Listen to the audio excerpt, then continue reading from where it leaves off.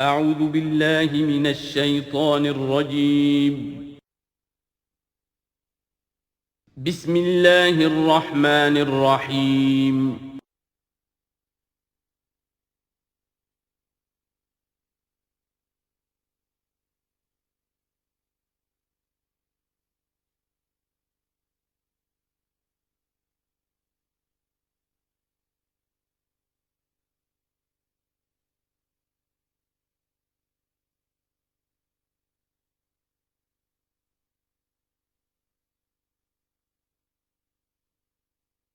اعوذ باللہ من الشیطان الرجیم بسم اللہ الرحمن الرحیم وَلَقَدْ أَرْسَلْنَا نُوحًا إِلَىٰ قَوْمِهِ فَلَبِثَ فِيهِمْ أَلْفَ سَنَةٍ إِلَّا 50 عَامًا فَأَخَذَهُمُ الطُّوفَانُ وَهُمْ ظَالِمُونَ صدق اللہ العظیم۔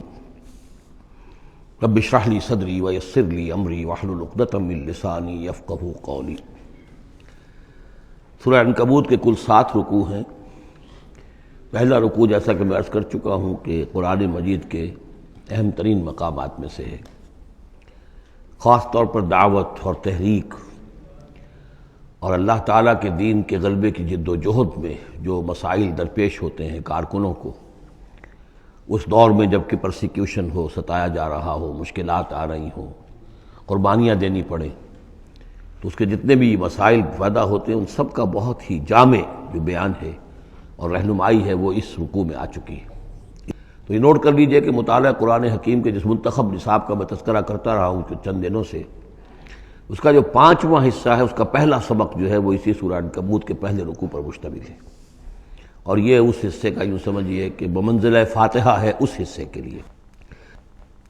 اب جو بقیہ 6 رکوع ہیں ان میں 3 میں انباء الرسل کا معاملہ آ رہا ہے، لیکن ظاہر بات ہے کہ یہاں جو انباء الرسل آ رہے ہیں تو بیچ بیچ میں خاص طور پر یہی جو مسئلہ ہے بیک گراؤنڈ میں جو مسلمانوں کے مسائل درپیش ہیں، اور جو اس وقت حضور صلی اللہ علیہ وسلم اور آپ کے ساتھی جن مسائل سے دوچار ہیں، اور جو کچھ کہ کشاکش جو ہے مکے میں ہو رہی ہے اہل کفر اور اہل ایمان کے مابین، تو اس کے یوں سمجھیے بٹوین دی لائنز وقفے وقفے سے اس کی طرف بھی اشارے ہیں۔ پھر جو بقیہ 3 رکوع رہ جائیں گے ان 3 رکوعوں میں 2 لڑیاں ہیں جو بٹی ہوئی ہیں۔ ایک لڑی میں خطاب ہے مشرکین عرب کی طرف، اور ایک لڑی میں جو اہل ایمان تھے، جو حضور صلی اللہ علیہ وسلم پر ایمان لائے تھے، جو ان مشکلات سے دوچار تھے، وہاں بھی پھر گن کر 10 ہدایات ان کو دی گئی ہیں، لیکن وہاں یہی ہے کہ وہ بٹی ہوئی ہونے کی وجہ سے لڑیاں وہ کٹا پھٹا معاملہ ہوگا، جیسے کہ سورہ بقرہ میں آپ کو بتا چکا ہوں یا سورہ نساء میں۔ وَلَقَدْ أَرْسَلْنَا نُوحًا إِلَىٰ قَوْمِهِ، اور ہم نے بھیجا تھا نوح کو اس کی قوم کی طرف، فَلَبِثَ فِيهِمْ أَلْفَ سَنَةٍ إِلَّا 50 عَامًا، تو رہا ان کے مابین وہ 1000 برس سے صرف 50 برس کم، 950 برس۔ حضرت نوح کا ذکر کتنی مرتبہ آ چکا ہے، لیکن یہ بات پہلے کبھی نہیں کہی گئی، یہاں کیوں کہی گئی کہ اے مسلمانوں تم ابھی پریشان ہو گئے ہو، ابھی عشق امتحان اور بھی ہیں، اور جیسے کہ سورہ انعام میں آیا تھا، اے نبی اگر آپ کو یہ جھٹلا رہے ہیں وَإِن يُكَذِّبُوكَ فَقَدْ كُذِّبَ رُسُلٌ مِّن قَبْلِكَ، تو آپ سے پہلے ہمارے رسول تھے، انہوں نے صبر کیا۔ ذرا یاد کیجئے کہ ہمارے بندے نوح نے صلی اللہ علیہ السلام 950 برس تک صبر کیا، تو اے مسلمانوں تم سوچو، تم ابھی سے گھبرا گئے ہو۔ یہ موج پریشاں خاطر کو پیغام لبے ساحل نے دیا ہے، دور وصال بحر کبھی تو موجوں میں گھبرا بھی گئی۔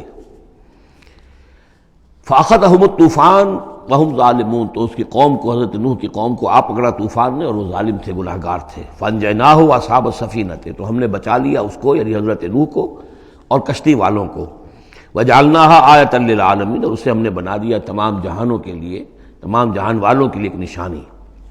وَإِبْرَاهِيمَ، اور ہم نے بھیجا ابراہیم کو، اذ قال لقومہ، جب کہ اس نے کہا اپنی قوم سے، اعبدوا اللہ واتقوہ، اللہ کی بندگی اختیار کرو اور اس کا تقوی اختیار کرو۔ ذالکم خیر لکم ان کنتم تعلمون، یہی تمہارے لیے بہتر ہے اگر علم رکھتے ہو۔ انما تعبدون من دون اللہ اوثانا، یہ جن کو تم پوج رہے ہو اللہ کو چھوڑ کر، یہ تو صرف کوئی بت ہیں، ان کے تھان ہیں جو تم نے بنا لیے ہیں۔ وتخلقون افکا، اور تم نے جھوٹ موٹ گھڑا ہوا ہے، یہ اس کی کوئی بنیاد نہیں، کوئی سند نہیں، نہ عقل میں اور نہ ہی کسی اللہ کی اتاری ہوئی کتاب میں۔ ان الذین تعبدون من دون اللہ لا یملکون لکم رزقا، یہ لوگ جنہیں تم پوجتے ہو اللہ کے سوا، وہ تمہیں رزق نہیں دینے کا اختیار رکھتے۔ فابتغوا عند اللہ الرزق، تو رزق تلاش کرو اللہ کے پاس، اللہ سے مانگو رزق، اللہ سے اپنی مشکل کشائی کی درخواست کرو، اللہ سے اپنی حاجت روائی کے لیے دعا کرو، وَاعْبُدُوهُ اور اس کی بندگی کرو، وَاشْكُرُوا لَهُ اور اس کا شکر ادا کرو، الیہ ترجعون یقیناً اسی کی طرف تم لوٹا دیے جاؤ گے۔ اب یہ ذکر حضرت ابراہیم کا کر کر طویل جو ہے ایک جملہ معترضہ آ رہا ہے کہ رخ موڑ دیا گیا ہے اس وقت جو کشاکش ہو رہی تھی حضور کے اور مشرکین مکہ کے درمیان، اب ذکر اس کا ہو رہا ہے۔ وَإِن تُكَذِّبُوا گویا کہ اب خطاب ہو رہا ہے اہل مکہ سے، اور اگر تم جھٹلا رہے ہو فقد کذب امم من قبلکم، تو دیکھو تم سے پہلے بہت سی قوموں نے جھٹلایا، وما علی الرسول الا البلاغ المبین، اور ہمارے رسول پر محمد پر صلی اللہ علیہ وسلم کوئی ذمہ داری نہیں ہے سوائے واضح طور پر اور صاف صاف پہنچا دینے کے۔ اولم یروا کیف یبدی اللہ الخلق ثم یعیدہ، کیا وہ دیکھتے نہیں ہے کیسے اللہ تعالیٰ تخلیق پہلی مرتبہ کرتا ہے پھر وہ دوبارہ بھی کرے گا۔ ان ذلک علی اللہ یسیر، اور یہ اللہ تعالیٰ پر بہت آسان ہے۔ قل سیروا فی الارض فانظروا، اور تو ان سے کہیے کہ ذرا گھومو پھرو زمین میں اور دیکھو کیف بدا الخلق، کیسے اللہ تعالیٰ پہلے تخلیق کیا ہے اس نے خلق کو، ثم اللہ ینشئ النشأۃ الآخرہ، پھر اللہ اٹھائے گا یا اٹھاتا ہے۔ دنیا میں بھی ہو رہا ہے کہ کھیتی جو ہے وہ ختم ہو گئی، پھر اگلی پھر فصل آ گئی، پھر فصل آ گئی، تو یہ تو ایک سائیکل چل رہا ہے، اور پھر یہ کہ اللہ تعالیٰ دوسری مرتبہ تمہیں اسی طرح اٹھا دے گا۔ نشأۃ آخرہ جو ہے آخرت کی جو تمہیں اٹھانا ہے وہ اللہ کے اختیار میں ہے۔ ان اللہ علی کل شیء قدیر، یقیناً اللہ ہر شے پر قادر ہے۔ یعذب من یشاء ویرحم من یشاء، وہ جس کو چاہتا ہے عذاب دیتا ہے دے گا، اور جس کو چاہے گا رحم فرمائے گا۔ وإلیہ تقلبون، اور اسی کی طرف تم لوٹا دیے جاؤ گے۔ وما انتم بمعجزین فی الارض، اور تم اسے شکست نہیں دے سکتے زمین میں، ولا فی السماء، نہ آسمان میں، نہ زمین میں کہیں بھاگ کر نہ آسمان میں کہیں بھاگ کر اللہ کو عاجز کر سکتے ہو۔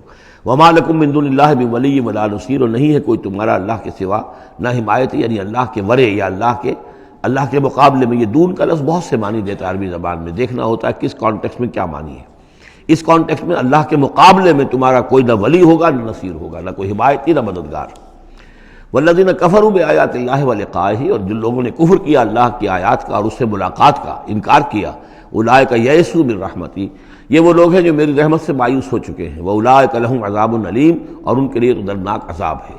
یہاں یہ جملہ معترضہ ختم ہوا اور اب پھر حضرت ابراہیم کا تذکرہ آ رہا ہے۔ فما کان جواب قومہ، تو نہیں تھا کوئی جواب حضرت ابراہیم کی قوم کا، الا ان قالوا، سوائے اس کے کہ انہوں نے کہا اقتلوہ او حرقوہ، اس ابراہیم کو قتل کر دو یا اسے جلا دو۔ فانجاہ اللہ من النار، تو اللہ تعالیٰ نے انہیں نجات دی آگ سے۔ ان فی ذلک لآیات لقوم یؤمنون، اور یقیناً اس میں نشانیاں ہیں ان لوگوں کے لیے جو ایمان رکھتے ہیں۔ وقال انما اتخذتم من دون اللہ اوثانا مودۃ بینکم فی الحیاۃ الدنیا، اب یہ ہے جو بہت اہم جو بات ہے جو کہی ہے انہوں نے، اور انہوں نے کہا حضرت ابراہیم علیہ السلام نے کہ دیکھو تم نے جو یہ اللہ کے سوا بت بنا رکھے ہیں، انہیں پوجتے ہو، یہ بھی تم بھی جانتے ہو کہ ان کے پاس کچھ نہیں ہے، تم بھی جانتے ہو کہ ان کو کوئی اختیار حاصل نہیں ہے، تم بھی اور واقع ہو چکے ہو، میرے متنبع کرنے کے نتیجے میں تم آگاہ ہو چکے ہو کہ یہ تمہاری حماقت ہے، لیکن تم کیوں چمٹے ہوئے ہو؟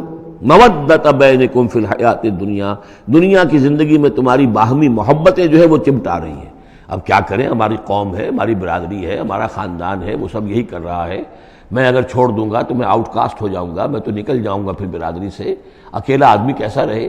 یہ چیزیں ہیں کہ جو انسان کو پھر جمع کر رکھتی ہیں۔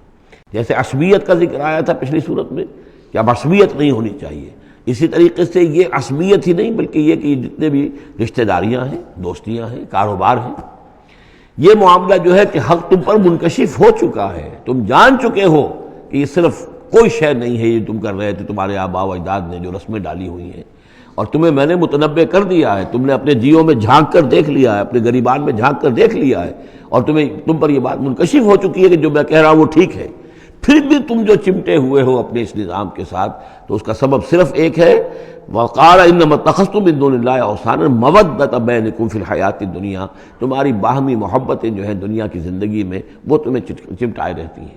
یہی معاملہ ہے اس دنیا میں جب کوئی تحریک اٹھتی ہے اللہ کے دین کے کام کرنے کے لیے، اور بہت مخلص لوگ اس میں شامل ہوتے ہیں، محنت کرتے ہیں، کوشش کرتے ہیں۔ فرض کیجئے کسی شخص سے کوئی غلطی ہو گئی، کوئی غلط رخ مڑ گئی تحریک، اب وہ تحریک جو ہے وہ کافی عرصے کے بعد اس کے اثرات ظاہر ہوئے، اس کے نتائج جو ہے لوگوں کے سامنے آ رہے ہیں، محسوس بھی ہو جاتا ہے کہ یہ واقعتاً ہم کسی غلط راستے پر آ گئے ہیں، لیکن یہ کہ پھر وہ ایک عصبیت جماعتی ایسی پیدا ہو جاتی ہے کہ سب کچھ ماننے کے باوجود پھر اس جماعت کو چھوڑنے کو تیار نہیں ہوتے۔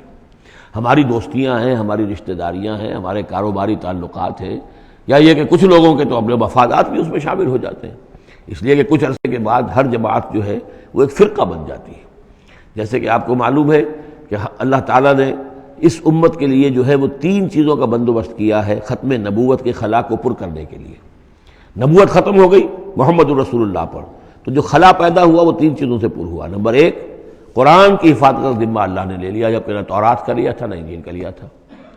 نمبر 2، ہر صدی میں مجددین کے اٹھانے کا اہتمام کر لیا، ایسے لوگ اٹھاتے رہے، نبی تو نہیں ہوں گے، وہی نہیں آئے گی، لیکن وہ دین کو تازہ کریں گے، دین کی حقیقی تعلیمات جو لوگ بھول چکے ہوں گے دوبارہ یاد دلائیں گے، دین کی اصل حقائق کی طرف متوجہ کریں گے۔ اور تیسرا یہ کہ ایک جماعت ضرور قائم رہے گی حق پر، لا تزال فی امتی طائفۃ قائمین علی الحق۔ اب ہوتا کیا ہے، ایک صدی میں کوئی ایک مجدد اٹھا، اس نے محنت کی، کوشش کی، جد و جہد کی، کچھ لوگ اس کے گرد آ گئے، جمع ہو گئے، اعوان و انصار ہو گئے، وہ ایک جماعت بن گئے۔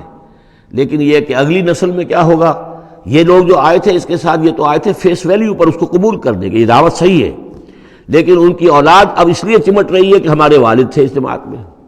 اب یہ عصبیت کا ایک سلسلہ شروع ہوا۔ تیسری نسل میں آ کر پھر یہ ہو جاتا ہے اتنے عرصے میں اس جماعت کا ایک حلقہ بن گیا، اس کے آپس کے دوستیاں ہیں، تعلقات ہیں، لین دین بھی ہے، رشتہ داریاں بھی ہو گئی ہیں، لہذا وہ ایک فرقے کی شکل اختیار کر لیتے ہیں۔ اب اس فرقے کے ساتھ چمٹ کر لوگ رہتے ہیں، لیکن پھر اللہ تعالیٰ کسی اور کو اٹھاتا ہے، اور پھر کوئی اللہ کا بندہ جو ہے اسی کام کو اثر نو شروع کرتا ہے۔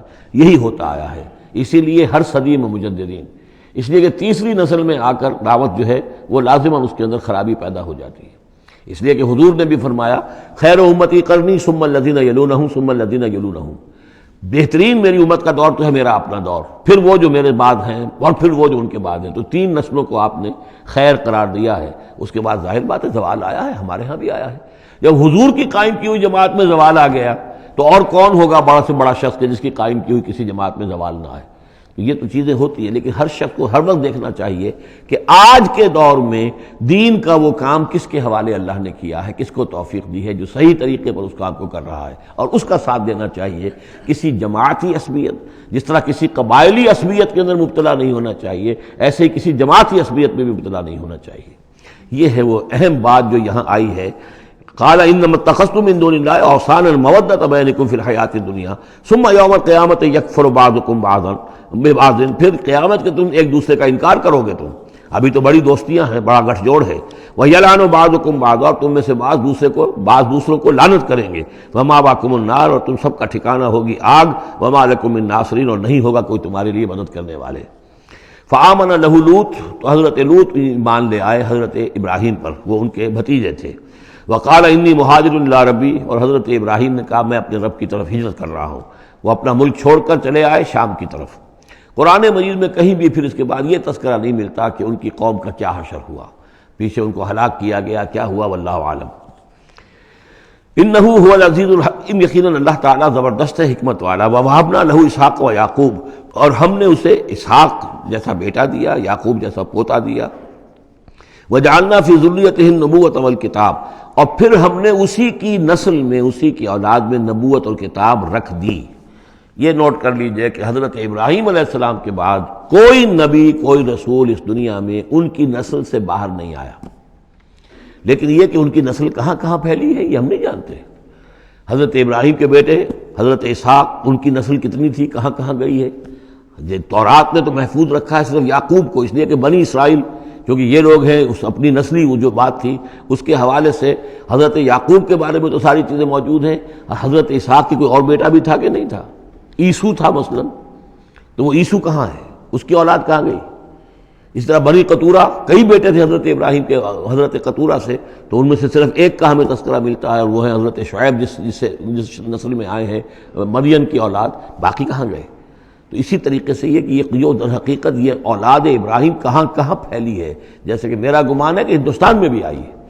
نہ صرف یہ کہ ہو سکتا ہے کہ حضرت اسحاق کی اولاد میں سے عیسو کی اولاد آئی ہو اور وہ یہاں پر آباد ہوئی ہو، لیکن یہ کہ ان کا تعلق بھی یہ خاص طور پر برہمن طبقہ جو ہے، میں سمجھتا ہوں کہ وہ اسی طریقے سے ابراہیم کی نسل سے ہے۔ برہمن ابراہیم سے تعلق رکھنے والا برہمن، تو یہ میں سمجھتا ہوں کہ لفظی جو ہے اس کے اندر مناسبت موجود ہے۔ واللہ عالم، یقین سے ہم نہیں کہہ سکتے، الا یہ کہ کوئی شخص ہسٹری کا اس کو اپنا ریسرچ کا موضوع بنائے، بڑا عالم ہو وہ لائبریریاں جو ہیں کھنگالے اور پرانی تاریخیں دیکھے شاید۔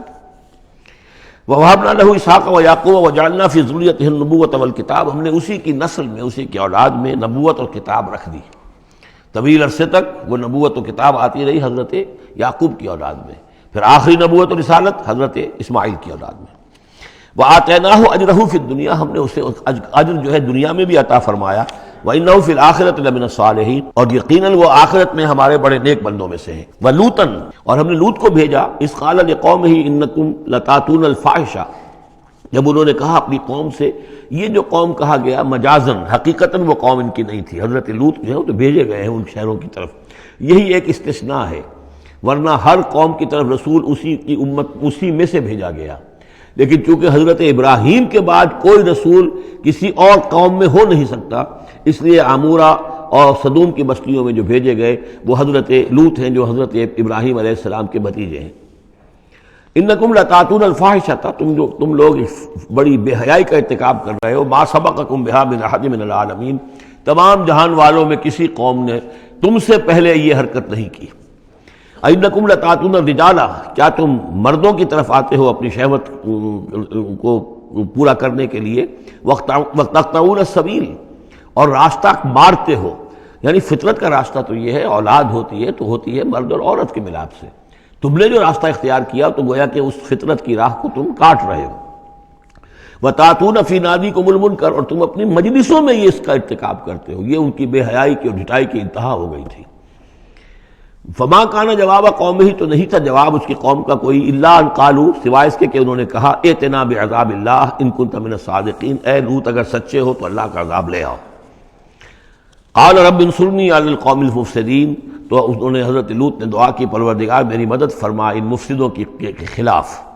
ولما جاءت رسلنا ابراہیم بالبشریٰ، اور جب ہمارے جو ایلچی تھے، یعنی وہ جو فرشتے آئے تھے انسانی شکل میں ابراہیم کے پاس بشرا لے کر، بشارت لے کر حضرت اسحاق کی ولادت کی، قالوا انا مہلکو اہل هذه القریہ، انہوں نے کہا کہ ہم ہلاک کرنے کے لیے بھیجے گئے ہیں ان بستی والوں کو، ان اہلها كانوا ظالمین، یقیناً اس کے جو بستی والے جو ہیں، اس بستی کے لوگ رہنے والے وہ بڑے ظالم ہیں، گناہگار ہیں۔ قال ان فیہا لوطا، حضرت ابراہیم نے کہا اس میں تو لوط بھی تو ہے اسی بستی کے اندر۔ قالوا نحن اعلم بمن فیہا، انہوں نے کہا ہمیں خوب معلوم ہے کہ کون کون ہے اس میں۔ لننجینہ اہلہ الا امرأتہ، ہم اسے بچا لیں گے، نجات دیں گے اس کو بھی، اس کے گھر والوں کو بھی، سوائے اس کی بیوی کے، کانت من الغابرین، وہ ہوگی رہ جانے والوں میں۔ ولما ان جاءت رسلنا لوطا، اور جب وہ ہمارے ایلچی جو ہیں وہ پہنچے حضرت لوط کے پاس، سیء بہم، ان کو دیکھ کر وہ پریشان ہوئے، وضاق بہم ذرعا، اور ان کا دل جو بہت تنگ ہوا، خوبصورت لڑکوں کی شکل میں آئے تھے۔ وقالوا لا تخف ولا تحزن، انہوں نے کہا نہیں آپ نہ کوئی خوف کھائیں اور نہ کوئی رنجیدہ ہوں، انا منجوک واہلک، ہم تو آپ کو نجات دینے کے لیے آئے ہیں اور آپ کے گھر والوں کو، الا امرأتک، سوائے آپ کی بیوی کے، کانت من الغابرین، وہ پیچھے رہنے والوں ہی میں ہے۔ انا منزلون علی اہل هذه القریۃ رجزا من السماء، ہم نازل کرنے والے ہیں اس بستی کے رہنے والوں پر ایک آفت، ایک عذاب آسمان سے، بما کانوا یفسقون، بس سبب اس فسق کے اور فجور کے اور گندگی کے جو وہ کر رہے تھے۔ وَلَقَدْ تَرَكْنَا مِنْهَا آیَةً بَيِّنَةً، اور ہم نے چھوڑ دیا اس میں سے، اس بستی میں سے کوئی نشانی جو ہے وہ اس وقت تک موجود ہوگی جب کہ قرآن نازل ہوا ہے، اسی لیے کہ قرآن کہتا ہے بار بار تم گزرتے ہو ان بستیوں کے کھنڈرات کے اوپر سے، بَيِّنَةً لِقَوْمٍ يَعْقِلُونَ، ان لوگوں کے لیے کہ جو عقل سے کام لے۔ وَإِلَىٰ مَدْيَنَ أَخَاهُمْ شُعَيْبًا، اور مدین کی طرف ہم نے بھیجا ان کے بھائی شعیب کو، فقال یا قوم اعبدوا اللہ، اور انہوں نے کہا کہ اے میری قوم کے لوگوں اللہ کی بندگی کرو، وارجوا الیوم الآخرہ، اور دیکھو آخرت کے دن کی، قیامت کے دن کی انتظار میں رہو، امید میں رہو، وہ قیامت کا دن آ کر رہے گا۔ ولا تعثوا فی الارض مفسدین، اور زمین میں فساد مچاتے مت پھرو۔ فکذبوہ، تو انہوں نے اس کو جھٹلا دیا، فاخذتہم الرجفۃ، تو انہیں آ پکڑا ایک زلزلے نے، فاصبحوا فی دارہم جاثمین، تو وہ اپنے گھروں کے اندر پڑے رہ گئے اوندھے ہوئے۔ وعادا وثمودا، اسی طرح عاد اور سمود، وقد تبین لکم من مساکنہم، اور تمہیں معلوم ہے کہ ان کے مسکن کہاں تھے، تمہارے لیے واضح ہیں کہاں رہتے تھے یہ، کہاں آباد تھے۔ بزین لہم الشیطان اعمالہم، اور شیطان نے ان کے لیے ان کے برے اعمال کو، مشرکانہ افعال کو مزین کر دیا تھا، اسی میں مگن تھے، خوش تھے۔ فصدہم عن السبیل، اور روک دیا تھا انہیں اللہ کے صحیح راستے سے، صراط مستقیم سے، جو صراط توحید ہے اس سے۔ وَكَانُوا مُسْتَبْصِرِينَ، حالانکہ وہ تھے بہت ہوشیار، بہت غور کرنے والے، سوچنے والے، بڑے دانشور تھے. لیکن یہ کہ یہ بڑے دانشور جو ہے کسی جگہ ایسا بھی ہوتا ہے، بہت بڑا عقل مند انسان جو ہے وہ اپنے ناک کے نیچے کے پتھر سے ٹھوکر کھاتا ہے. اور اس کی سب سے بڑی مثال جو ہے وہ ہمارے آج کل کے سائنسدان ہیں. کتنی باریکیاں دیکھ رہے ہیں اس کائنات کی، سب کچھ دیکھ لیا، اللہ نظر نہیں آتا. کہاں سے کہاں دیکھ رہے ہیں، کتنی بڑی بڑی ٹیلیسکوپس ہیں، اور کتنے ٹریلین وہ لائٹ ایئرز کے اوپر دریافت کر رہے ہیں کہ نیا ستارہ وجود میں آ گیا، سب کچھ ہو رہا ہے. لیکن یہ کہ ان تمام چیزوں کو دیکھنے کے باوجود ان کا دماغ اللہ کی طرف منتقل نہیں ہوتا. یہ ہے کہ ایک طرف سے اندھے ہیں، ایک آنکھ کھلی ہے، ایک آنکھ اندھی ہے. تو اگرچہ وہ بھی تھے بڑے ہوشیار، مستبصرین، یعنی استبصار جو ہے یہ باب استفعال، دیکھنا، بڑے غور سے دیکھا کرتے تھے، مشاہدہ کرتے تھے، آبزرو کرتے تھے، سب کچھ تھے. باقی سب کچھ نظر آیا انہیں، ڈھونڈنے والا ستاروں کی گزرگاہوں کا اپنے افکار کی دنیا میں سفر کر نہ سکا. وہ ساری جو ہے وہ ستاروں کی گزرگاہیں جو ہے ان کی تحقیق ہو رہی ہے.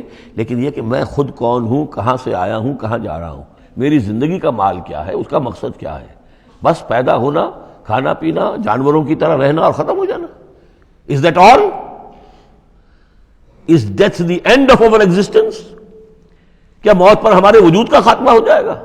تو کیا زندگی ہوئی. عمر دراز مانگ کے لائے تھے 4 دن، 2 آرزو میں کٹ گئے، 2 انتظار میں. کتنا وقت تو گزر گیا. بچپن کے اندر ابھی فہم ہی نہیں تھا، لڑکپن ہے، اس کے بعد نوجوانی ہے، اس کے کچھ اپنے ہی اور جو ہے اس کی کیفیات ہوتی ہیں. جب ذرا ہوش اور شعور آیا ہے، ایک ذرا ہوش میں آنے کے خطا کار ہیں ہم، اور اس کے بعد پھر بڑھاپا آ گیا، اور اس کے بعد جو ہے کیلا یعلم من بعد علم شیئا. بس یہی زندگی ہے. یہ اشرف المخلوقات ہے، یہ مسجود ملائک کی زندگی یہ ہے؟ نہیں. اصل زندگی تو ہے تو اسے پیمانہ امروز و فردا سے نہ ناپ، جاویداں پہ ہمدماں ہر دم جواں ہے زندگی. وہ زندگی تو ابدی ہے. یہ تو اس کا چھوٹا سا حصہ علیحدہ کر کے ایک امتحانی وقفہ بنا دیا ہے. اسے ایک امتحانی وقفہ ہے، 3 گھنٹے کا نہیں، 30 سال کا صحیح، بس اس کے علاوہ کچھ نہیں. کوانٹیٹیو فرق ہے، کوالٹیٹیو نہیں. وَقَارُونَ وَفِرْعَوْنَ وَحَامَانَ، اور ہلاک کیا ہم نے قارون کو بھی اور فرعون کو بھی اور حامان کو بھی. وَلَقَدْ جَاءَهُم مُوسَىٰ بِالْبَيِّنَاتِ، ان کے پاس موسیٰ آئے تھے واضح تعلیمات لے کر. فَاسْتَكْبَرُوا فِي الْأَرْضِ، انہوں نے زمین میں تکبر کیا. وَمَا كَانُوا سَابِقِينَ، لیکن یہ کہ وہ ہماری پکڑ سے بچ کر نکل جانے والے نہیں تھے، ہم سے آگے نہیں نکل سکتے تھے. فَكُلًّا أَخَذْنَا بِذَنبِهِ، ہم نے سب کو پکڑا ان کے گناہوں کی پاداش میں. فَمِنْهُمْ مَنْ أَرْسَلْنَا عَلَيْهِمْ حَاصِبًا، تو ان میں وہ بھی تھے کہ جن پر ہم نے ایسی زوردار ہوا بھیجی جس میں پتھراؤ تھا. وہ ہوا جو ہے ان پر پتھراؤ کر رہی تھی. تو یہ قوم لوط پر بھی ہوا ہے، اور بعض حضرات کے نزدیک قوم عاد پر بھی. سخرها عليهم 7 ليال و8 أيام حسوما فترى القوم فيها صرعا، ایک ایسی تیز آندھی آئی ہے، 7 دن اور 7 راتیں اور 8 دن چلتی رہی کہ اس نے اٹھا کر پٹخا ہے. اور اس میں وہ کنکر بھی تھے، وہ بلٹس کا کام کر رہے تھے، جو اور سے بڑے پتھر تھے وہ کام کر رہے تھے، میزائلز کا. تو یہ سب کے سب ہلاک ہو گئے. فَمِنْهُمْ من ارسلنا علیہ حاصبا ومنہم من اخذته الصیحہ، اور ان میں سے وہ بھی تھے کہ جن کو ایک چنگھاڑ نے آ پکڑا. یہ سمود اور اہل مدین تھے. ومنہم من خسفنا به الارض، ان میں وہ بھی تھے کہ جنہیں ہم نے زمین میں دھسا دیا. یہ قارون کا معاملہ ہے جو سورہ قصص میں آ چکا ہے. ومنہم من اغرقنا، اور وہ بھی تھے جنہیں ہم نے غرق کر دیا. اور غرق کرنے کے 2 طریقے ہوئے. ایک تو یہ کہ جو قوم آباد تھی، قوم نوح جہاں تھی وہی غرق کیا، وہی کا وہی. لیکن یہ کہ ایک یہ ہے کہ فرعون کو اور اس کے فوج کو اور لاؤ لشکر کو ان کے محل سے نکال کر، ان کے شہروں سے نکال کر لا کر اور دریا سمندر میں غرق کیا. وما كان الله ليظلمهم، لیکن اللہ تعالیٰ ان پر ظلم کرنے والا نہیں تھا. ولكن كانوا انفسهم يظلمون، بلکہ یہ تو وہ خود اپنے اوپر ظلم کر رہے تھے. مثل الذين اتخذوا من دون الله اولیاء كمثل العنكبوت، یہ بھی اس حصے کی ان 3 رکوعوں کی بڑی اہم آیت ہے، تمثیل ہے.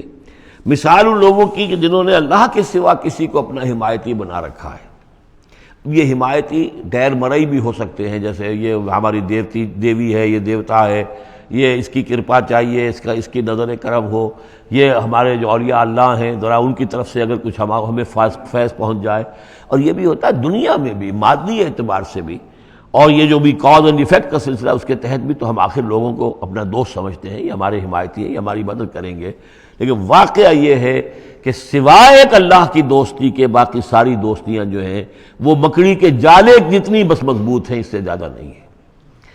مثل الذین اتخذوا من دون اللہ اولیاء کمثل العنکبوت، جن لوگوں نے اللہ کو چھوڑ کر کسی اور کو اپنا پشت پناہ اور مددگار بنایا ہے، کسی اور پر توکل ہے، کسی اور پر سہارا ہے، امریکہ ہماری مدد کرے گا۔ وہ جو کچھ 71 میں ہوا وہ آپ کو معلوم ہے، وہ بیڑا اس کا جہاز بھی آ رہا تھا، لیکن یہ کہ کوئی مدد ہماری نہیں کی گئی، کوئی نہیں ہے، کوئی کسی کا سہارا بننے والا نہیں ہے۔ سہارا تو اگر کوئی ہے تو وہ اللہ ہے، لیکن اس کو تم نے چھوڑ دیا، اس کو سہارا نہیں بنایا۔ مثل الذین اتخذوا من دون اللہ اولیاء کمثل العنکبوت اتخذت بیتا، یہ بکری بھی تو ایک گھر بناتی ہے، جالا بناتی ہے۔ وَإِنَّ أَوْهَنَ الْبُيُوتِ لَبَيْتُ الْعَنكَبُوتِ، اور سب جانتے ہیں کہ تمام گھروں میں سب سے زیادہ کمزور گھر وہ اس مکڑی کا گھر ہے۔ لَوْ كَانُوا يَعْلَمُونَ، کاش کہ انہیں معلوم ہوتا۔ إِنَّ اللَّهَ يَعْلَمُ مَا يَدْعُونَ مِن دُونِهِ مِن شَيْءٍ، اللہ خوب جانتا ہے کہ جس کو یہ پکار رہے ہیں اللہ کے سوا کوئی شے ہے ہی نہیں۔ وَهُوَ الْعَزِيزُ الْحَكِيمُ، اور وہ زبردست ہے حکمت والا۔ وَتِلْكَ الْأَمْثَالُ نَضْرِبُهَا لِلنَّاسِ وَمَا يَعْقِلُهَا إِلَّا الْعَالِمُونَ، اور یہ مثالیں ہیں کہ جو ہم لوگوں کے لیے بیان کرتے ہیں لیکن نہیں سمجھتے ان سے مگر وہی لوگ کہ جو علم رکھنے والے ہیں۔ خلق اللہ السماوات والارض، اللہ تعالیٰ نے آسمان اور زمین تخلیق فرمائے بالحق، حق کے ساتھ۔ ان فی ذلک لآیۃ للمؤمنین، یقیناً اس میں نشانی ہے اہل ایمان کے لیے۔ اب یہ جو بقیہ 3 رکوع ہیں 21ویں پارے میں آ رہے ہیں، یہ جیسا کہ میں نے عرض کیا اس میں 2 لڑیاں ہیں بٹی ہوئی۔ ایک لڑی ہے خطاب اہل ایمان سے، یہاں ایک جگہ آپ کو مل جائے گا کہ براہ راست خطاب بھی ہے، یا عبادی الذین آمنوا، یا ایھا الذین آمنوا والا جو ہے کہ جو مدنی صورتوں میں جو خطاب کا صیغہ ہے وہ تو یہاں بھی نہیں آیا، لیکن براہ راست خطاب کیا ہے۔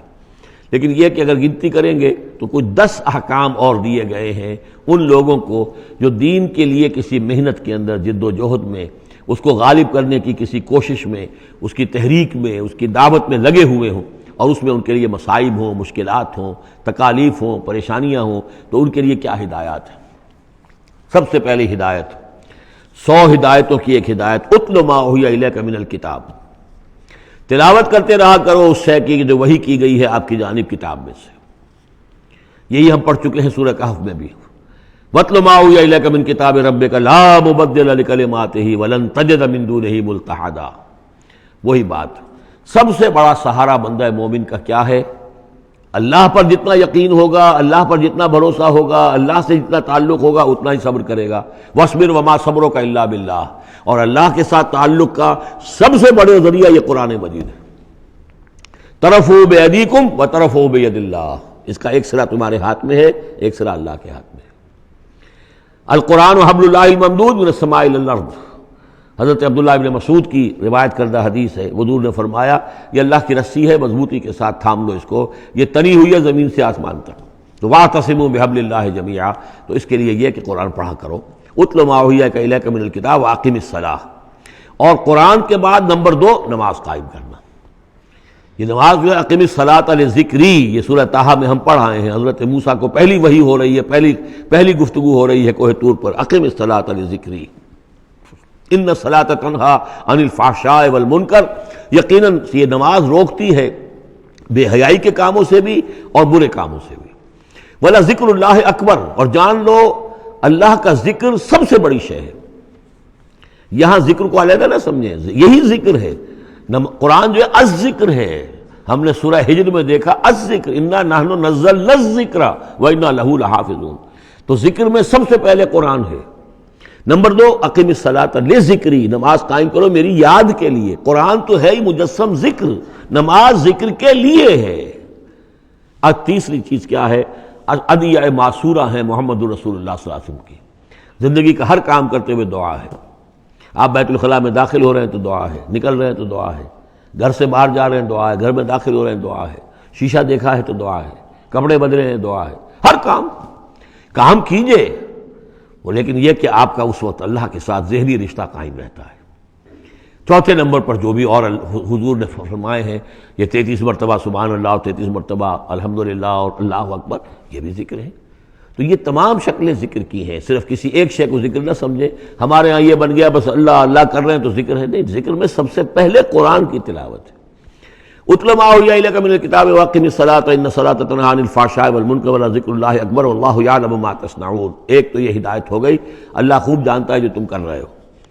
دوسری ہدایت ولا تجادلوا اہل الکتاب الا باللتی احسن، جنہیں پہلے تم سے کتاب دی گئی تھی ان سے جھگڑا مت کرو مگر بہترین طریقے پر، ان سے بات کرو تو بڑے ہی اسلوب سے کرو، خوبصورتی سے کرو، بات کو سمجھانے کے لیے کرو، ان کی توہین نہ ہو کہ جذبات کو آپ بھڑکنے نہ دیں، ان میں حمیت جاہلی جو ہے اپنی امکانیت تک تو کوشش کریں کہ وہ بھڑکے نہ، باقی پھر وہ جو کرتے ہیں اللہ کے ہاں وہ ذمہ دار ہوں گے، لیکن ان سے گفتگو کرو تو بڑے عمدگی کے ساتھ کرو۔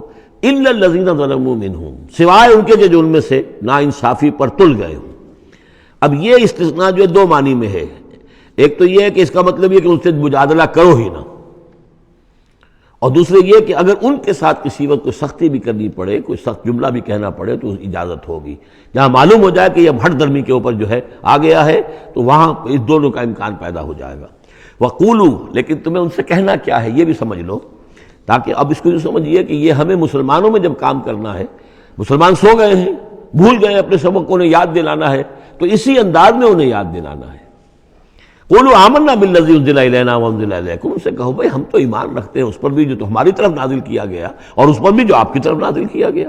وَإِلٰہُنَا وَإِلٰہُکُمْ وَاحِدٌ، اور یہ تو نہیں ہے کہ ہمارا خدا کوئی اور ہے تمہارا خدا کوئی اور ہے، ہمارا الہ اور تمہارا الہ ایک ہی تو ہے۔ وَنَحْنُ لَهُ مُسْلِمُونَ، اور ہم تو اسی کے سامنے فرما بردارانہ اپنا سر جھکا چکے ہیں۔ وَكَذَلِكَ أَنزَلْنَا إِلَيْكَ الْكِتَابَ، اے نبی اسی طرح ہم نے آپ کی جانب بھی کتاب نازل کی ہے۔ فَالَّذِينَ آتَيْنَاهُمُ الْكِتَابَ يُؤْمِنُونَ بِهِ، تو وہ لوگ جنہیں ہم نے کتاب دی ہے، یہود اور نصارہ، ان میں بھی وہ لوگ ہیں جو اس پر ایمان لائیں گے یا جو ایمان لا رہے ہیں، جیسا کہ ہم پڑھ چکے ہیں کہ وہ آئے تھے کچھ لوگ جو حبشہ سے ایک وفد کی شکل میں، اور مکے والوں نے انہیں ستایا بھی، استہزاء بھی کیا، لیکن وہ لوگ وہ تھے جو پہلے حضرت عیسیٰ پر ایمان رکھتے تھے، عیسائی تھے، اور اب محمد پر بھی ایمان رکھتے ہیں، تو اللہ تعالیٰ نے ان کو دوہرا اجر دیا، مرتين۔ وَمِنْ هَؤُلَاءِ مَن يُؤْمِنُ بِهِ، اور ان میں سے یعنی مشرکین مکہ میں سے بھی بہت سے لوگ ہیں جو ایمان لائے ہیں اور ابھی لا رہے ہیں یا لائیں گے۔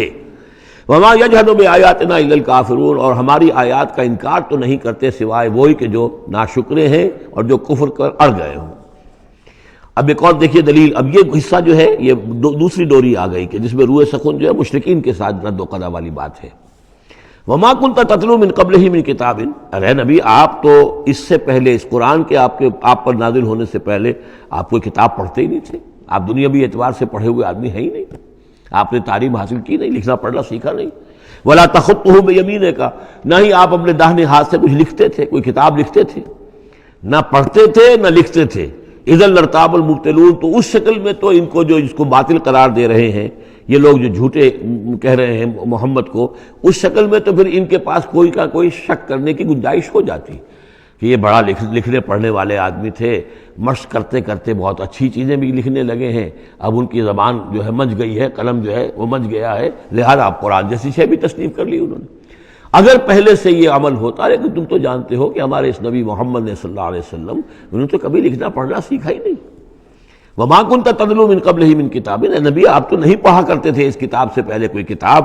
وَلَا تَخُطُّهُ بِيَمِينِكَ، اور نہ آپ اسے اپنے داہنے ہاتھ سے لکھتے تھے۔ اِذًا لَارْتَابَ الْمُبْطِلُونَ، تب تو ان لوگوں کو شک کرنے کی گنجائش پیدا ہو جاتی۔ بل هُوَ آیاتٌ بَيِّنَاتٌ فِي صُدُورِ الَّذِينَ أُوتُوا الْعِلْمَ، بلکہ یہ تو آیات بینات ہیں، بڑی روشن ان لوگوں کے سینوں میں جنہیں علم دیا گیا ہے، وہ جانتے ہیں سابقہ جو کتابوں والے ہیں۔ وَمَا يَجْحَدُ بِآيَاتِنَا إِلَّا الظَّالِمُونَ، اور ہماری آیات کا انکار نہیں کرتے مگر وہی جو ظالم ہیں۔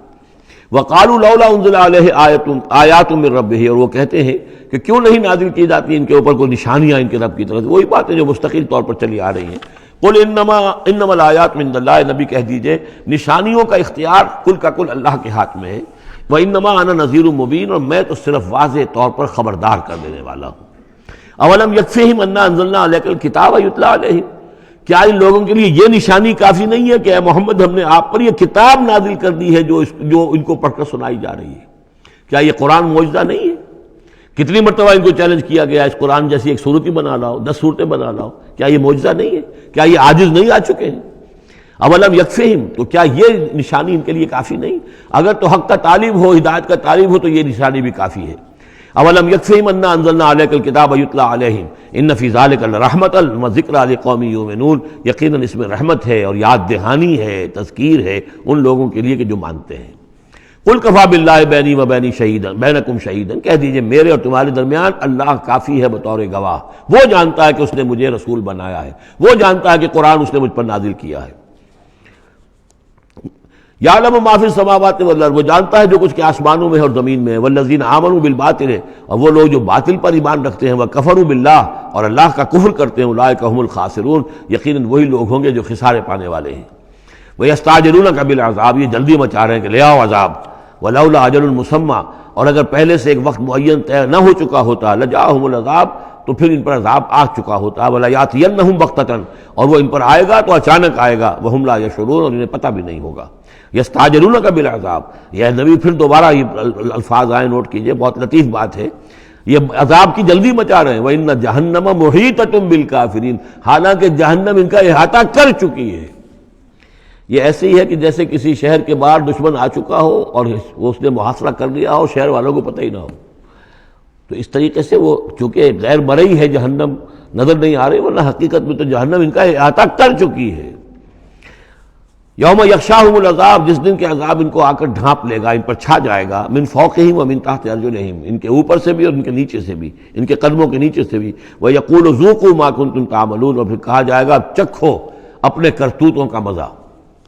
اب یہاں وہ تیسری ہدایت آ رہی، دو پہلے میں نے گنوائی تھی، اتل ما اوحی الیک من کتاب ربک، من الکتاب واقم الصلاۃ ان الصلاۃ تنہی عن الفحشاء والمنکر ولذکر اللہ اکبر۔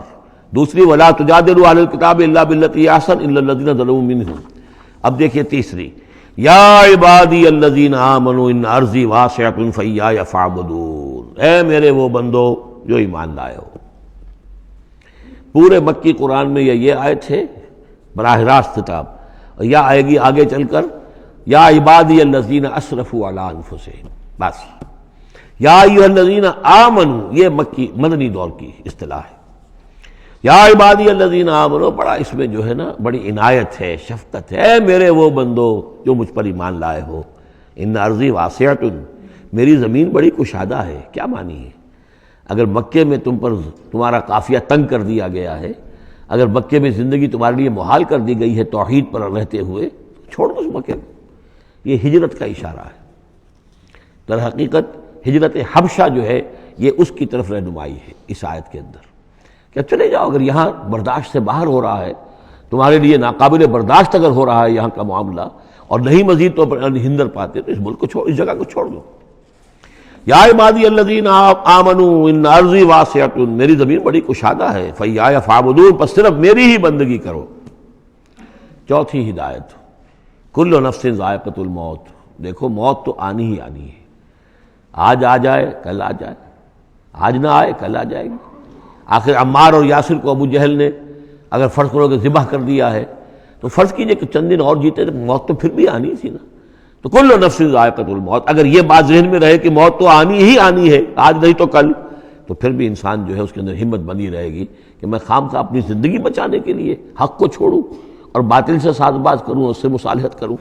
ثم الینا ترجعون، اور پھر تم ہماری طرف لوٹا دیے جاؤ گے۔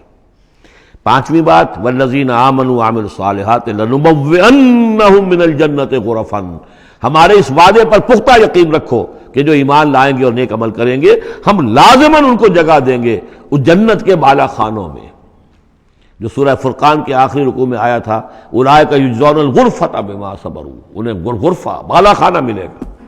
تو من الجنت غرفاً، جروں کے بالا خانے ملیں گے جنت کے، تجری من تحت الانہار خالدین فیہا، جس کے نیچے ندیاں بہتی ہوں گی، اس میں وہ ہمیشہ ہمیشہ رہیں گے۔ نعم اجر العاملین، کیا ہی اچھا ہوگا عمل کرنے والوں کا اجر۔ چھٹی بات، الذین صبروا وعلی ربہم یتوکلون، وہ لوگ کہ جو صبر کریں اور اپنے رب پر توکل کریں۔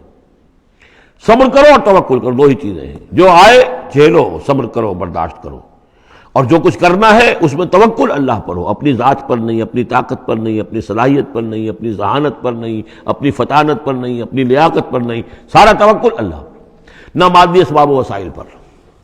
اگلی ہدایت اور آ رہی ہے، وَكَأَيٍّ مِّن دَابَّةٍ لَّا تَحْمِلُ رِزْقَهَا، یہ بھی نہ سمجھو کہ تمہارا رزق جو ہے کسی کے قبضے میں ہے وہ روک دے گا، اور تمہیں کیا کھاؤ گے کیا پیو گے۔ وَكَأَيٍّ مِّن دَابَّةٍ، تم دیکھتے نہیں کتنے حیوانات ہیں زمین میں، لا تحمل رزقها، کیا وہ اپنا رزق اٹھائے پھرتے ہیں؟ بڑا پیارے الفاظ ہیں انجیل میں، متی کی انجیل میں حضرت مسیح علیہ السلام کا جو پہاڑی کا وعظ ہے، اس میں انہوں نے اپنے شاگردوں سے خطاب کر کے کہا، کیوں فکر کرتے ہو کہ کیا کھاؤ گے کیا پیو گے؟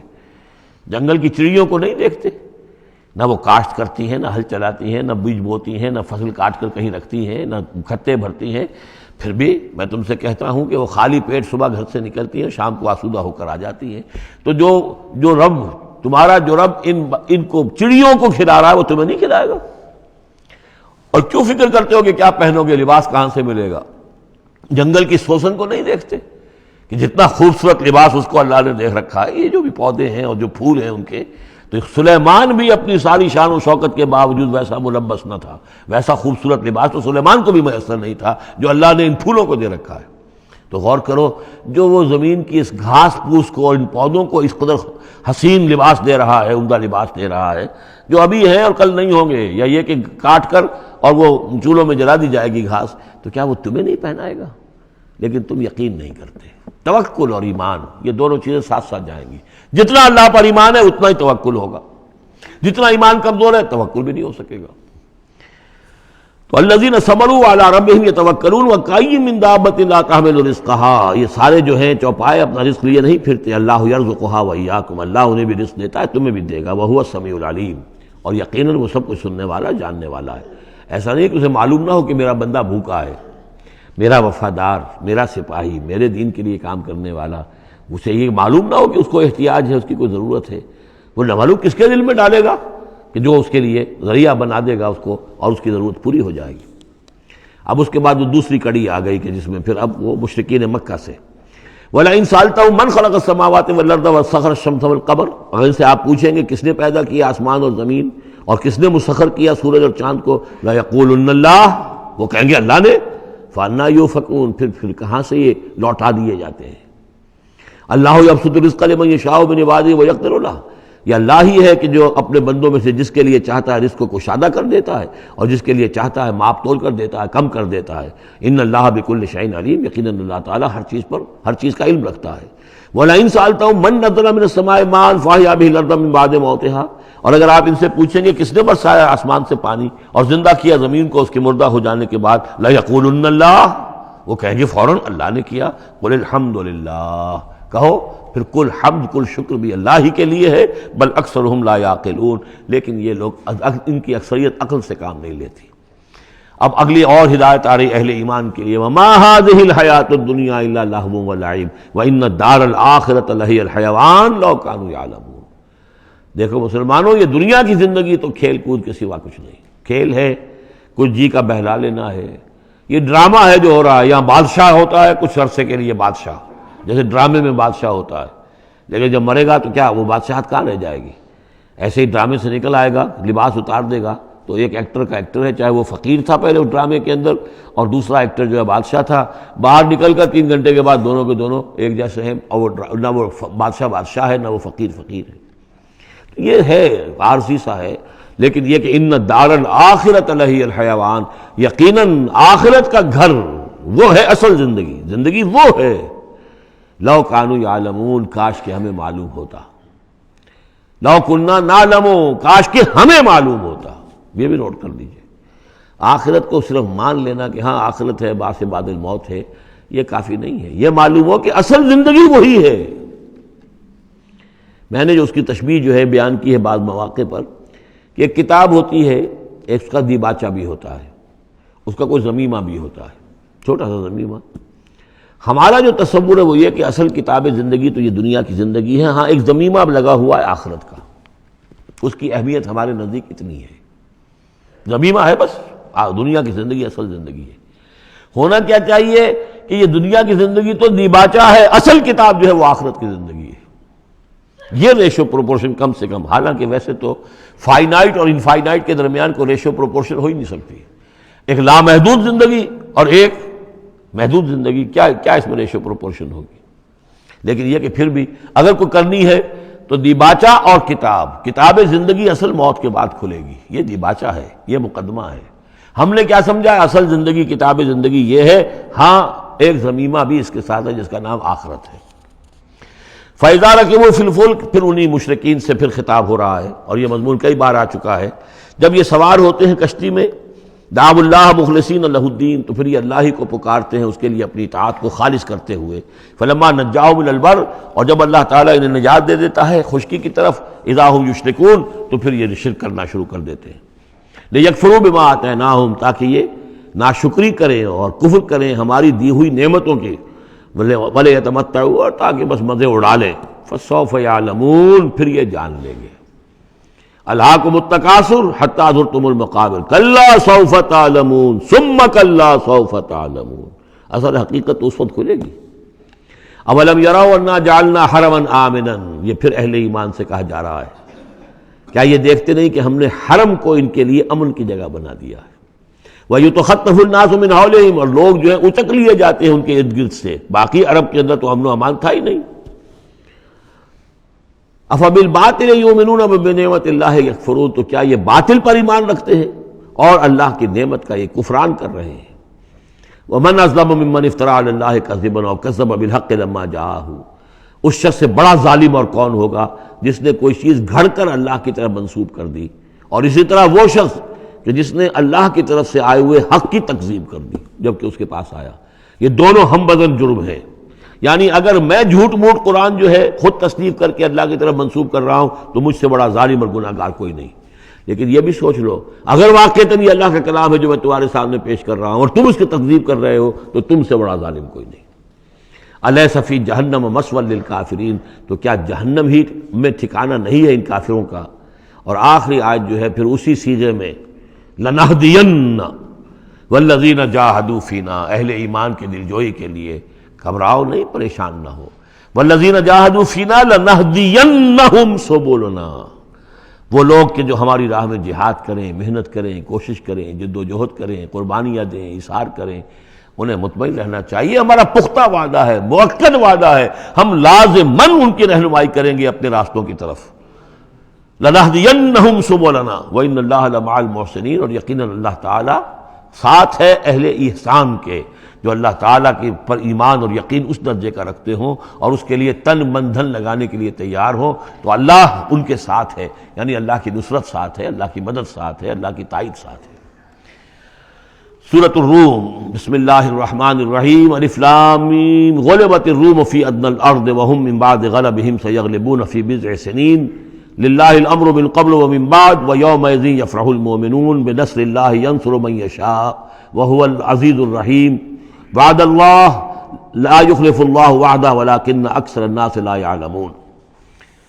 یہ سورہ روم جو ہے، اس میں آغاز میں جو مضمون آیا ہے وہ اس اعتبار سے بہت اہم ہے کہ ایک تاریخی پس منظر بھی ہے اس کا، اور ایک بہت بڑی پیشن گوئی تھی کہ جو ان آیات میں کی گئی تھی کہ جو پھر صحیح ایگزیکٹلی جیسے کہ پیشن گوئی اللہ نے کی تھی ان آیات میں وہ پوری ہوئی. یہ آپ ذہن میں رکھیے کہ بہت طویل عرصے تک، کئی 100 برس تک تاریخ کے اندر، جب یہ ایرانی امپائر بنی ہے کہ خسرو سے، سائرس کے زمانے سے 2500 سال پہلے جو بادشاہ تھا ذوالقرنین، تو ایک بڑی سلطنت یہ تھی، اور دوسری بڑی سلطنت جو تھی وہ سلطنت روما تھی. سلطنت روما کا سب سے بڑا حصہ تو خیر روم جو یورپ کے اندر تھا، لیکن یہ کہ یہ ترکی کا پورا علاقہ اور مغربی میڈیٹرینین کے ساتھ ساتھ جو ساحل ہے یہ ان کے پاس ہوتا تھا. ان دو حکومتوں میں جیسے سی سو ہوتا ہے، جھولا جھول رہی تھی تاریخ. کبھی ایرانیوں میں کوئی زوردار طاقتور بادشاہ اٹھا باصلاحیت، اس نے حملہ کیا اور رومیوں کو دھکیل دیا وہ یورپ کے اندر اور ایشیا خالی کرا لیا.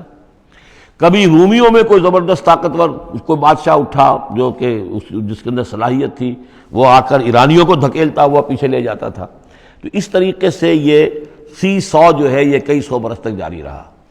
حضور کی بعثت کے زمانے میں ایسا معاملہ ہوا ہے کہ سن 614 میں، 602 سے لے کر 614 تک، اور حضور کی ولادت ہوئی 571 میں، یعنی جب حضور کی عمر 31 برس تھی اس سے لے کر اور 45 برس کی عمر تک ایک مسلسل جنگ چلی ہے ان دونوں کے مابین، روم اور ایران کی. لیکن سن 614 میں ایک بڑی زبردست شکست دی. کیخسرو پرویز، کیخسرو ثانی وہ اپنے آپ کو کہتا تھا، پہلا کیخسرو تو تھا ذوالقرنین اور ثانی میں ہوں. اب بہرحال یہ ایک بڑا باصلاحیت حکمران تھا. اس نے شکست دی ہے رومیوں کو بہت بری طرح. شام میں، اب یہ چونکہ رومی عیسائی ہو چکے تھے، سن 300 عیسوی میں یہ عیسائی ہو چکے تھے. یروشلم ان کا مقدس مقام تھا، لیکن نام رکھا ہوا تھا ایلیا. سن 70 میں جو یروشلم کو انہوں نے برباد کیا تھا، تو اس کے بعد ہیڈریان ایک رومن ایمپرر تھا جس نے کہ دوبارہ آباد کیا یروشلم کو، اور لیکن اس کا نام بدل دیا. اب یروشلم نہیں تھا یہ، اس کا نام تھا ایلیا. ایلیا میں ان کی وہ صلیب بھی تھی جو ان کے عقیدے کے مطابق حضرت مسیح علیہ السلام کو جس پر صلیب دی گئی تھی، ان کا مقدس مقام تھے یہ. ان سب سے بھی ان کو کھدیڑ دیا، تقریباً ترکی سے بھی نکال دیا. استنبول جو ہے قسطنطنیہ، اس پر بھی اندیشہ ہوا کہ شاید ایرانی حملہ کر دیں گے. اس حد تک رومیوں کا حال پتلا ہو گیا. اب ہو یہ رہا تھا کہ جو عرب میں مکے میں ادھر حضور کی دعوت ہے، شروع ہو چکی ہے، 5 برس ہو گئے حضور کو دعوت دیتے ہوئے، یا یہ کہ 15 برس ہونے کو آئے ہیں. لیکن ہوتا یہ تھا کہ یہ مشرکین مکہ یہ سمجھتے تھے کہ ایرانی تو ہمارے بھائی ہیں، وہ مشرک ہے، آتش پرست ہیں، اور یہ نصرانی جو ہیں، یہ عیسائی جو ہیں، یہ مسلمانوں کے قریب تر ہیں، اس لیے کہ یہ عیسیٰ کو ماننے والے، موسیٰ کو ماننے والے، تو یہ لوگ جو ہیں ان سے قریب ہیں. تو وہ بغلے میں جا رہے تھے کہ مسلمانوں تمہارے جو ساتھی ہیں یا تم جیسے جو لوگ ہیں، تمہارے قریب کے لوگ پٹ رہے ہیں، دیکھو ہمارے ساتھی جو ہیں وہ بڑے فتح مند ہو رہے ہیں، وہ آگ کے پوجنے والے، وہ مشرک جو نہ موسیٰ کو مانتے ہیں، نہ عیسیٰ کو مانتے ہیں، نہ تورات کو مانتے ہیں، نہ انجیل کو مانتے ہیں، انہوں نے تمہارے ان ساتھیوں کو کس طریقے سے کھدیڑ دیا ہے، شکست دی ہے. تو اس پر مسلمانوں کو صدمہ ہوا. اس پر یہ آیات نازل ہوئی کہ اگرچہ اس وقت تو فی الواقع صورت یہ بن گئی ہے، لیکن چند ہی سالوں کے اندر یہ صورت بدل جائے گی، اور یہ کہ رومیوں کو غلبہ حاصل ہو جائے گا. یہ پیشن گوئی کی گئی. اس پر پھر حضرت ابوبکر صدیق نے کسی کافر مشرک سے ایک شرط بھی مان لی کہ اگر یہ قرآن کی پیشن گوئی درست ثابت ہوئی تو تم مجھے 100 اونٹ دو گے، اور اگر غلط ثابت ہوئی تو پھر میں تمہیں 100 اونٹ دوں گا. لیکن حضور انہوں نے کیے تھے شاید 3-4 سال کی کا یہ عہد کیا تھا. حضور نے کہا نہیں، بضع کا لفظ آ رہا ہے اس میں کہ چند سالوں کے اندر. بضع کا لفظ جو ہے وہ 9 تک اطلاق ہوتا ہے، تو 9 سال کو رکھو، اور شرط جو ہے دوبارہ اپنی اس 9 سال کے حوالے سے اونٹوں کی تعداد بھی بڑھا دی گئی، لیکن یہ کہ پھر شرط کی مدت 9 سال ہو گئی. لیکن 9 سال کے 9ویں سال ہی وہ جو ہے وہ جو پیشن گوئی قرآن کی تھی کہ وہ صحیح ثابت ہوئی. ہرقل جو تھا، ہرقل اعظم، اس نے پھر لمبا چکر دیا، بجائے اس راستے سے آنے کے وہ بحیرہ کیسپین کی طرف سے ہو کر، پیچھے سے ہو کر آیا ہے، اور سرپرائز اٹیک کیا اس نے ایران پر، اور بڑی زبردست شکست دی ایران کو، اور اپنی شکست کا بدلہ چکا لیا، اور یہ سارا علاقہ شام وغیرہ کا جو ہے وہ اس نے واگزار کرا لیا. اور وہی تھا زمانہ جب کہ مسلمانوں کو میدان بدر میں فتح حاصل ہوئی. تو یہ شکست 2 خوشیاں جمع ہو گئی مسلمانوں کے لیے کہ ایک تو یہ کہ جو ان کے قریب تر تھے یعنی عیسائی، ان کو فتح حاصل ہو گئی مشرکین کے ساتھ کے مقابلے میں کہ جو مشرکوں سے قریب تر تھے، آتش پرست تھے. دوسرے یہ کہ خود انہیں فتح حاصل ہو گئی، فتح مبین، الفرقان آ گیا بدر کا. اس کا ذکر ہے ان آیات میں. الف لام میم غلبت الروم، رومی مغلوب ہو گئے، فی ادنی الارض، قریب کی سرزمین میں. وہ جغرافیہ تو آپ کو دکھایا تھا نقشہ، جزیرہ نمائے عرب، اور اس کے اوپر ایک طرف شام ہے، ایک طرف عراق ہے، اور ادھر عراق کے ساتھ میں ایران ہے. تو قریب جزیرہ نمائے عرب سے قریب ترین ممالک ہیں. فی ادنی الارض، قریب کے ملک میں رومی غالب آ گئے. لیکن وہم من بعد غلبہم سیغلبون، وہ اپنی اس مغلوبیت کے بعد ان قریب دوبارہ غالب آئیں گے. فی بضع سنین، چند سالوں میں. اور یہ بضع کا لفظ جو ہے یہ 9 تک پر اس کا اطلاق ہوتا ہے، 10 سے کم 9. تو حضور نے اسی لیے کہا کہ 9 سال، چونکہ تم شرط مان لو، اور شرط اس وقت تک شرط لگانا حرام قرار نہیں دیا گیا تھا. ابھی نہ جوئے کی حرمت آئی ہے، نہ شراب کی حرمت آئی ہے، اس لیے اس میں آپ کوئی تعجب نہ کریں کہ حضرت ابوبکر نے شرط لگائی. تو فرمایا الف لام میم غلبت الروم فی ادنی الارض وهم من بعد غلبہم سیغلبون فی بضع سنین للہ الامر من قبل ومن بعد. اللہ ہی کا اختیار تھا، اللہ ہی کے ہاتھ میں تھا سارا معاملہ، پہلے بھی اور بعد میں بھی. وَيَوْمَئِذٍ يَفْرَحُ الْمُؤْمِنُونَ، اس روز اہل ایمان خوشیاں منائیں گے. ایک خوشی تو اس کی ہوگی کہ عیسائیوں کو فتح ہو گئی آتش پرستوں پر، اور بے نصر اللہ، اللہ کی مدد بھی آئے گی ان کے پاس. یعنی غزوہ بدر کا لفظ تو نہیں آیا، لیکن اہل ایمان کو جو ہے اس وقت فرحت ہو گئی بے نصر اللہ، اللہ کی مدد سے. ینصر من یشاء، وہ مدد کرتا ہے جس کی چاہتا ہے. وہو العزیز الرحیم، اور وہ زبردست ہے، رحم فرمانے والا. وعد اللہ، یہ اللہ کا وعدہ ہے، یہ ہو کر رہے گا. لا یخلف اللہ وعدہ، اور اللہ تعالیٰ اپنے وعدے کے خلاف نہیں کرتا. ولکن اکثر الناس لا یعلمون، لیکن اکثر لوگ علم نہیں رکھتے. یہ ہیں وہ 6 آیات کہ جو اس موقع پر نازل ہوئی ہیں.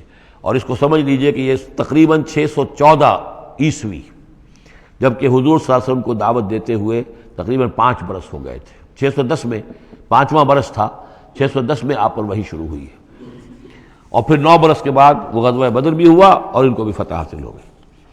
یعلمون ظاہرا من الحیات الدنیا، یہ لوگ جو ہیں، اب یہ باقی تو جو مدنی صورت مکی صورت ہے سورہ روم، اور یہ بہت مشابہ ہے سورہ نحل کے، اللہ تعالیٰ کی نعمتوں کے حوالے سے، اللہ تعالیٰ تو تذکیر بے آلاء اللہ کے حوالے سے اس کا مضمون وہی ہے بنیادی۔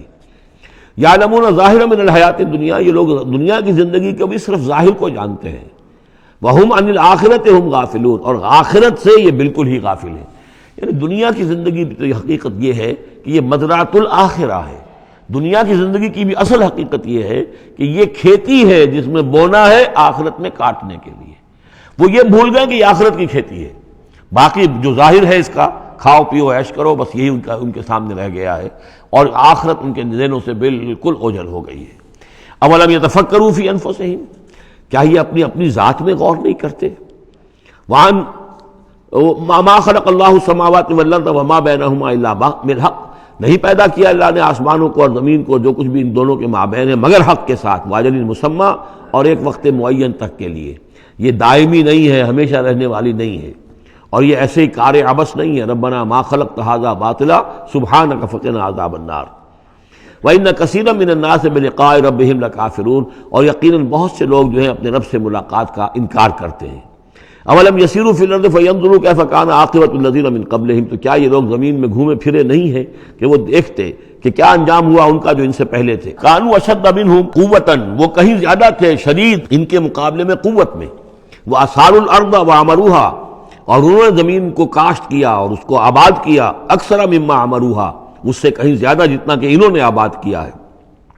وجاءتهم رسلهم بالبینات، اور ان کے پاس بھی آئے تھے ان کے رسول کھلی نشانیاں لے کر اور واضح تعلیمات لے کر۔ فما کان اللہ لیظلمہم، تو اللہ تعالیٰ ان پر ظلم کرنے والا نہیں تھا، ولکن کانوا انفسہم یظلمون، بلکہ انہوں نے خود اپنی جانوں پر آپ ہی ظلم کیا۔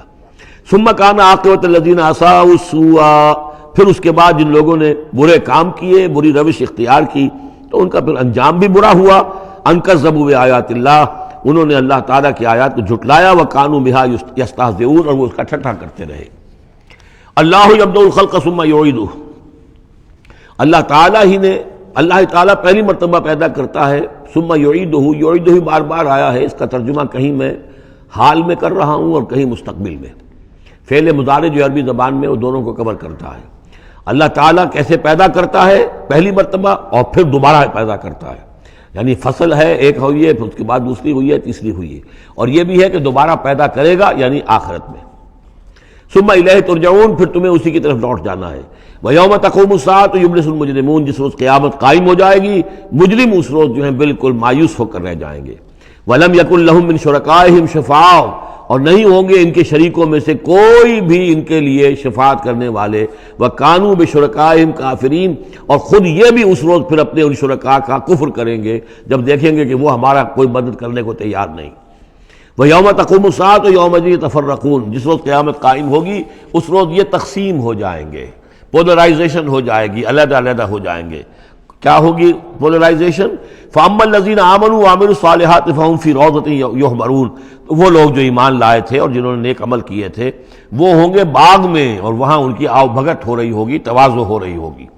وَأَمَّا الَّذِينَ كَفَرُوا وَكَذَّبُوا بِآيَاتِنَا وَلِقَاءِ الْآخِرَةِ، اور وہ لوگ جنہوں نے کفر کیا تھا اور ہماری آیات کو جھٹلایا تھا اور آخرت کی ملاقات کا انکار کیا تھا، فَأُولَٰئِكَ فِي الْعَذَابِ مُحْضَرُونَ، تو وہ عذاب میں حاضر کر دیے جائیں گے، پکڑے ہوئے گرفتار کر کے عذاب میں لا کر حاضر کر دیے جائیں گے۔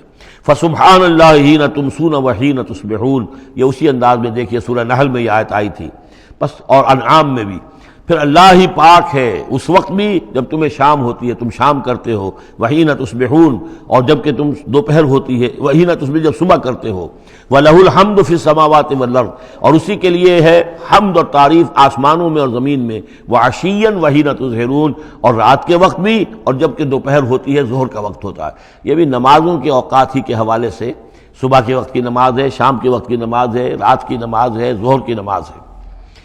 یخرج الحی من المیت، وہ نکالتا ہے زندہ کو مردہ سے۔ انڈا بے جان شے ہے، اس میں زندگی کے کوئی آثار موجود نہیں ہے، اس میں سے چوزہ برآمد ہوتا ہے جاندار۔ ویخرج المیت من الحی، اسی طرح برغی سے انڈا برآمد ہوتا ہے، اور بھی بہت سی چیزیں کہ جو نکل رہی ہیں۔ ویحیی الارض بعد موتہا، اور وہ زندہ کر دیتا ہے زمین کو اس کے مرنے کے بعد۔ وَكَذَلِكَ تُخْرَجُونَ، اور اسی طریقے سے تم کو بھی نکال لیا جائے گا قبروں سے، زمین میں جہاں تم دفن ہوگے، جہاں تمہارے اجزاء تحلیل ہو چکے ہوں گے، لیکن اللہ تعالیٰ اسی طریقے سے اس مردہ زمین میں سے جیسے فصل نکال لیتا ہے تمہیں نکال لے آئے گا۔ بارک اللہ لی ولکم فی القرآن العظیم ونفعنی وإیاکم بالآیات والذکر الحکیم۔